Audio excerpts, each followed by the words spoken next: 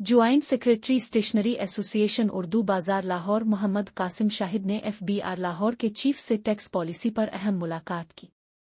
इस मुलाकात में उन्होंने उर्दू बाजार के ताजिरों को दरपेश मसाइल पर रोशनी डाली और टैक्स के निज़ाम में आसानियों की दरख्वास्त की। मोहम्मद कासिम शाहिद ने खास तौर पर छोटे ताजिरों के लिए टैक्स की शरह में कमी, रिटर्न फाइलिंग के अमल को सहल बनाने और नए कवानीन के इतलाक में नरमी की तजावीज़ पेश की।